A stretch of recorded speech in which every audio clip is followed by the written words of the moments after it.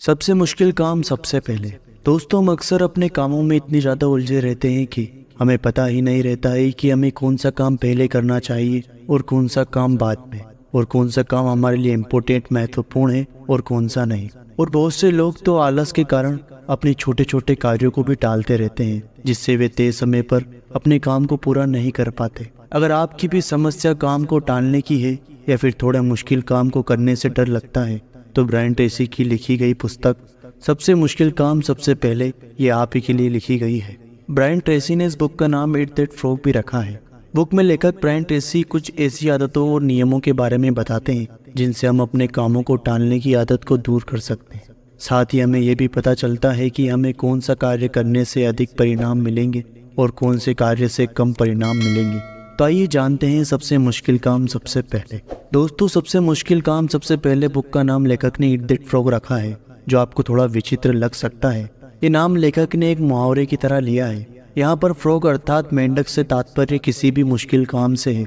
जिस तरह से हमें एक मेंढक को खाना सबसे मुश्किल काम लगता है, ठीक उसी तरह से हमारे जीवन में भी कई काम ऐसे होते हैं जो हमें मुश्किल लगते हैं।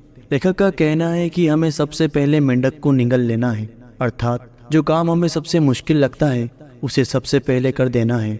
फिर देखना है कि आपकी उत्पादकता कैसे बढ़ती है।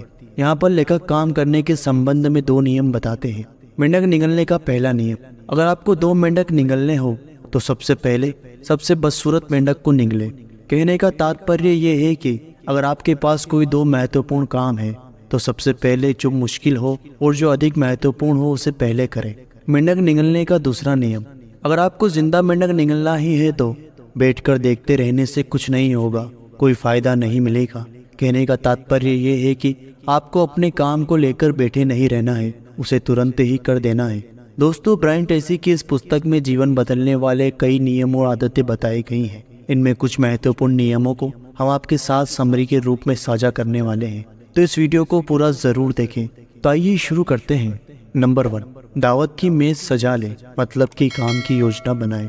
लेखक बताते हैं कि आपका मेंढक चुनने और उसे निगलने से पहले आपको स्पष्ट रूप से ये तय कर लेना चाहिए कि आप आखिर जिंदगी में हासिल क्या करना चाहते हैं। जब आपके लक्ष्य स्पष्ट होंगे तो उतनी ही जल्दी आपके काम भी होंगे। कुछ लोग जो तेजी से काम करने में माहिर होते हैं, अक्सर उनके लक्ष्य स्पष्ट और लिखित में होते हैं। उन्हें ये पता होता है कि उन्हें क्या करना है और कहाँ तक जाना है। लेखक बताते हैं कि किसी भी इंसान में काम को टालने की आदत इसलिए होती है कि उन्हें ये पता ही नहीं होता है कि उनका लक्ष्य क्या है। इसलिए हमेशा ये कोशिश करें कि सबसे पहले आप ये डिसाइड करें कि आपका जीवन का लक्ष्य क्या है और आप क्या बनना चाहते हैं। आपको अपने लक्ष्य को लिखना चाहिए, जिससे ये स्पष्ट रहेगा कि आपको क्या करना है। लेखक हमें यहाँ 7 स्टेप्स के बारे में बताते हैं जो हमें फॉलो करना चाहिए। नंबर 1, स्पष्ट रूप से तय करें कि आप क्या चाहते हैं। नंबर 2, अपने लक्ष्य को एक कागज पर लिख लें। नंबर 3, अपने लक्ष्य की समय सीमा तय करें। नंबर 4, उन सभी कामों की सूची बनाएं जो आपको लक्ष्य तक ले जाएंगे। नंबर 5, सूची को योजनाबद्ध रूप दें। नंबर 6, अपनी योजना पर तत्काल अमल करें। नंबर 7, हर दिन कुछ न कुछ करने का संकल्प लें जो आपको अपने मुख्य लक्ष्य की ओर ले जाए। नंबर 2, हर दिन की योजना पहले से ही बना लें। सबसे पहले हमें आने वाले कल के लिए रात को ही योजना बना लेनी चाहिए, जो लिखित में होनी चाहिए। उस योजना में ये होना चाहिए कि सुबह उठने के बाद आपका सबसे पहला काम कौन सा होगा और उसके बाद वाला काम कौन सा।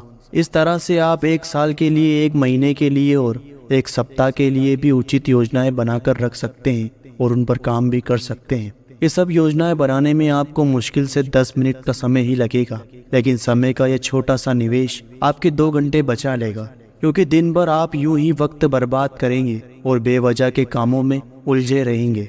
नंबर 3, हर चीज पर 80/20 का नियम लागू करें।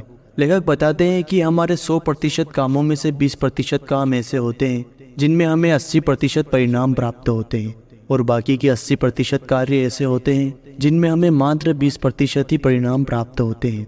अब हमें ये तय करना है कि वे कौन से 20% महत्वपूर्ण कार्य हैं जो हमें 80% परिणाम देने वाले हैं। सबसे पहले हमें उन 20% कामों को निपटाना है, और फिर अगर समय बचता है तो वो समय उन बचे हुए कामों को दे सकते हैं।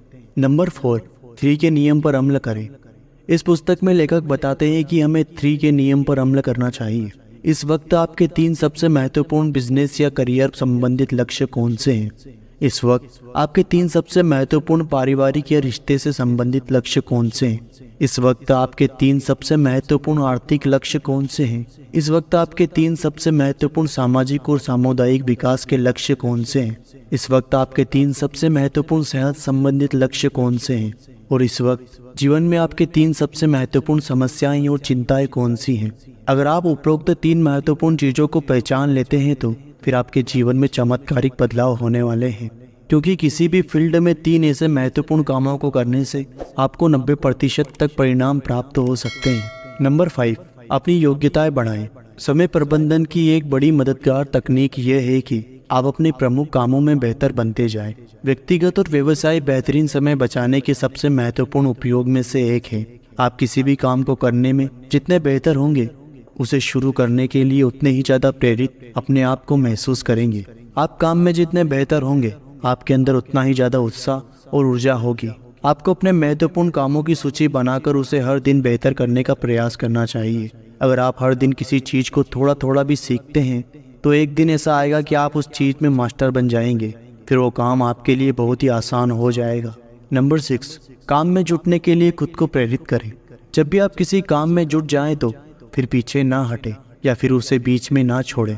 लगातार खुद को मोटिवेट करते रहें और धीरे धीरे खुद को पुश करते रहें। जब आप लगातार किसी काम में जुटे रहते हैं तो एक ना एक दिन आपको उस काम का रिजल्ट भी ज़रूर मिलता है। हमेशा अपने दिमाग को सकारात्मक रखें। किसी भी चीज़ के लिए दूसरों की बुराई ना करें या दोष ना दें। बहाने बनाने की बजाय काम करने पर ध्यान केंद्रित करें और उस पर ध्यान लगाएं। आपको हमेशा इस बात पर ध्यान केंद्रित करना चाहिए कि आप इस समय अपनी ज़िंदगी को और बेहतर बनाने के लिए क्या कर सकते हैं। नंबर 7, अक्सर बड़े और महत्वपूर्ण कामों को टालने का सबसे बड़ा कारण ये होता है कि जब हम उन्हें पहली बार करने जाते हैं तब वे बड़े और डरावने लगते हैं।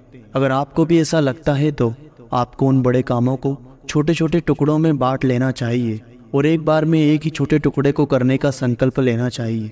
फिर आप देखेंगे कि आपका बड़े से भी बड़ा काम आसानी से हो जाएगा। तो दोस्तों, इसी के साथ ये बुक समरी यहीं पर समाप्त होती है। अगर आपको ये वीडियो अच्छा लगा हो और अगर पसंद आया हो तो प्लीज़ इस वीडियो को लाइक और इस चैनल को सब्सक्राइब कर ज़रूर जाएं।